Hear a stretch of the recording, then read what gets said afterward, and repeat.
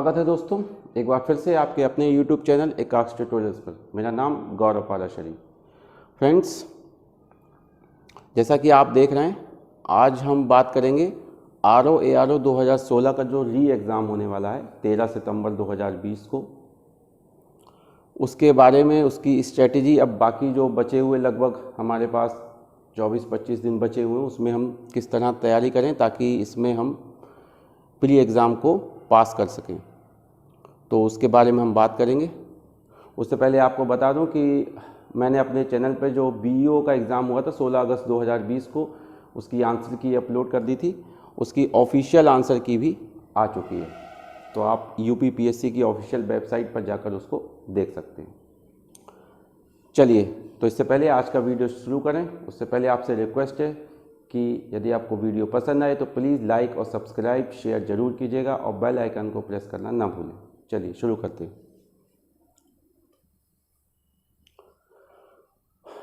देखिए, आप में से जिन अभ्यर्थियों ने भी RO-ARO 2016 का एग्ज़ाम, जो कि री एग्ज़ाम है, वो होने जा रहा है 13 सितंबर 2020 को।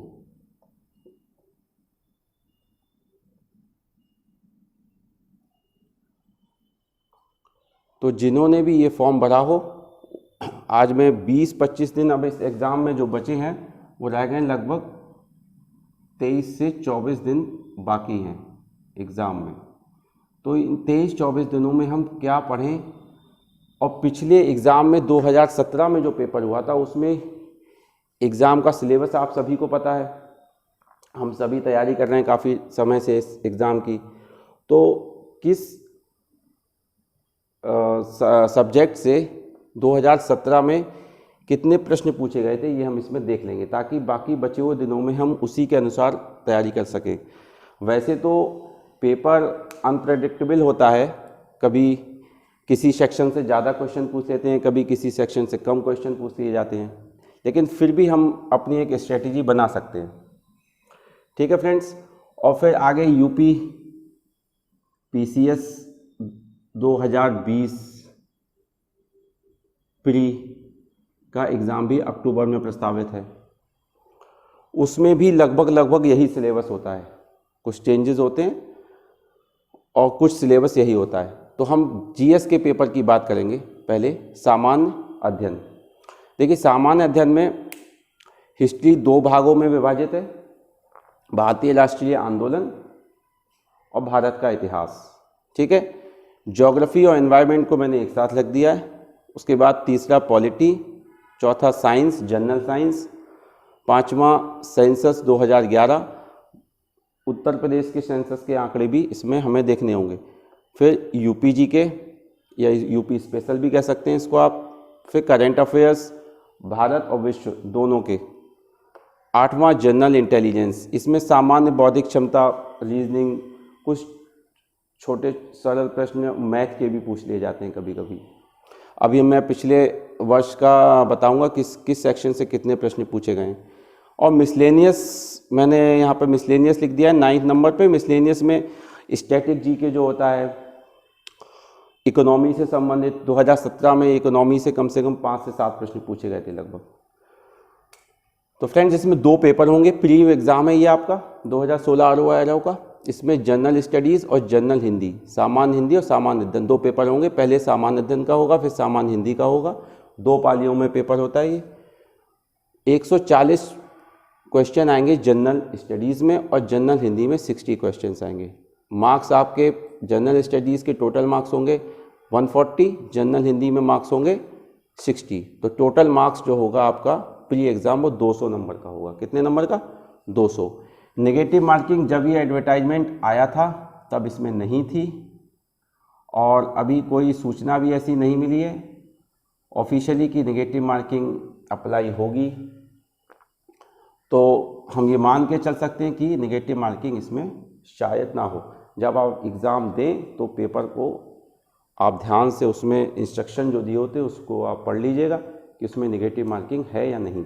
अगर नेगेटिव मार्किंग नहीं है तो हम पूरे 140 और 60 पूरे क्वेश्चन करने की आपको करके आने चाहिए, अगर नेगेटिव मार्किंग नहीं है। और यदि नेगेटिव मार्किंग है तो वो कितनी है, 1/3 है या 1/4 है, 1/4 या 1/3, उस हिसाब से आप अपना पेपर सॉल्व ध्यान से करेंगे। ठीक है फ्रेंड्स।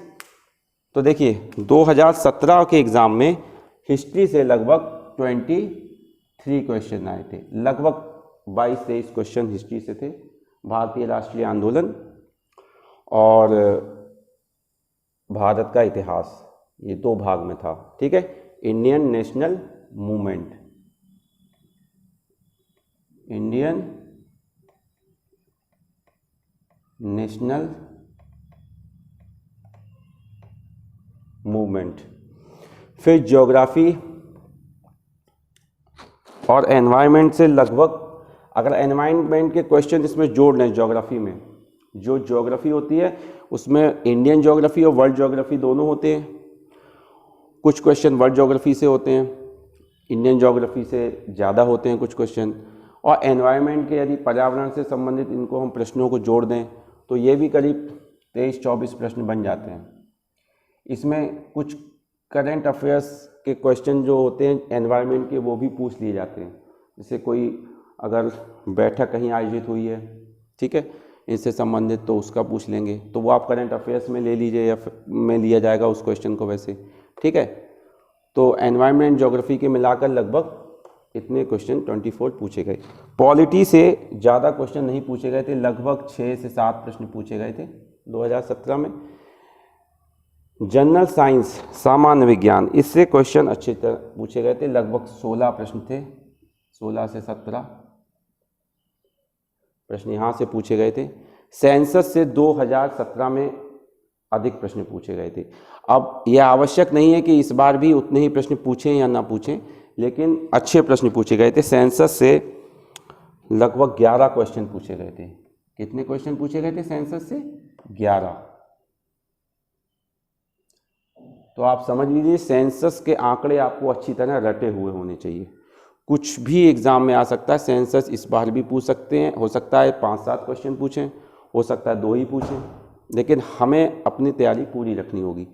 इसके बाद यूपी जीके, यूपी स्पेशल से भी अच्छी तरह क्वेश्चन पूछे गए थे, लगभग 13-14 प्रश्न यहाँ से भी पूछे गए थे यूपी जीके से।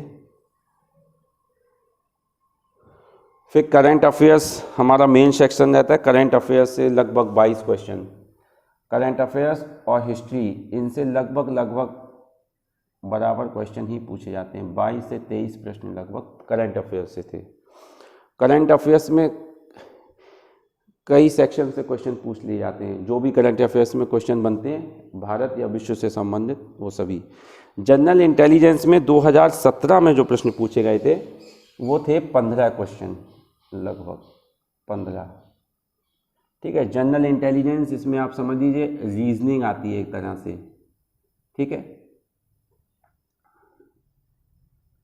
रीजनिंग और मैथ का, easy math, high school level तक के कुछ क्वेश्चन, कभी कभी मैथ से कोई क्वेश्चन नहीं मिलता, 1 या 2 ही प्रश्न मिलते हैं। अधिकांशतः रीजनिंग से ही संबंधित सामान्य बौद्धिक क्षमता, आपकी तर्क शक्ति, सामान्य तर्क शक्ति को आंकने के लिए ये क्वेश्चन पूछे जाते हैं रीजनिंग के बेसिकली। ठीक है, वो अभी मैं आपको बताऊंगा बाद में। और मिसलेनियस में इकोनॉमी, स्टैटिक जीके, इनसे भी कई प्रश्न पूछे गए थे। इकोनॉमी से तो बल्कि 5 से 7 प्रश्न इकोनॉमी से ही पूछ लिए थे, सीधे सीधे डायरेक्टली। और फिर स्टैटिक जीके के क्वेश्चन अलग थे, तो लगभग 15-20 प्रश्न यहाँ भी बन गए होंगे। तो एक ये लगभग अंदाजा के अनुसार इतने प्रश्न, जब पेपर ये आप 2017 का जो आपने दिया होगा आप में से किसी ने, या पुराना पेपर आपको कहीं जो है किसी बुक्स में आपने देखा हो 2017 वाला, तो लगभग इतने प्रश्न पूछे गए थे। तो अब बाकी बचे हुए इन 23 से 24 दिनों में हमें जो फोकस करना है वो मेन फोकस किस पर करना है? ठीक है, 23 से 24 दिनों में जो हमारा फोकस है वो रहना चाहिए किस पर? हिस्ट्री,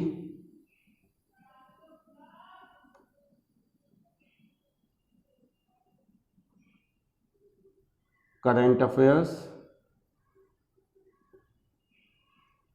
ठीक है, history, current affairs, general science,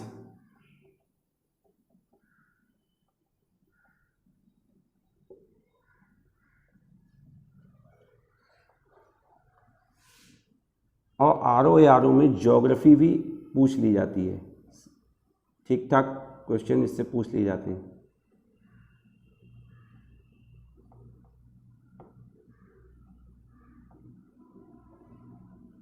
census, देखिए पढ़ के तो आपको रिवाइज करके ये सभी जाना है। अब हम कुछ ज़्यादा नया तो पढ़ नहीं सकते 23 से 24 दिनों में, पुराना हमें रिवाइज करना होगा। करंट अफेयर्स हमें रिवाइज करना होगा, अभी समय है, अभी हम नया करंट अफेयर्स भी पढ़ सकते हैं। करंट अफेयर्स लगभग दिसंबर 2019 या जनवरी 2020 से, तो आप इधर से पढ़ना शुरू करेंगे पीछे से तो ज़्यादा बेटर रहेगा। सितंबर में पेपर होने जा रहा है, तो लगभग जुलाई अगस्त 2020 तक का, ठीक है। और उधर आप ले लीजिए लगभग नवंबर 2019, अक्टूबर नवंबर 2019 से अगस्त 2020, ये करंट अफेयर हमें पढ़ के जाना चाहिए। इसमें आप इधर से तैयारी शुरू कीजिएगा उल्टा, मतलब अगस्त 2020, फिर जुलाई 2020, ठीक है, फिर जून, फिर मई, फिर इधर आइएगा। इस तरीके से हम जो है करंट अफेयर्स की तैयारी करें। तो ये 5 सेक्शन हैं, इसमें आप देख लीजिए करंट अफेयर्स के लगभग 20 से 22 प्रश्न, 22-23, फिर हिस्ट्री, ज्योग्राफी और हिस्ट्री से 23 क्वेश्चन, तो लगभग 70 क्वेश्चन के आसपास तो इन 3 सेक्शन से हो जाएंगे, ठीक है।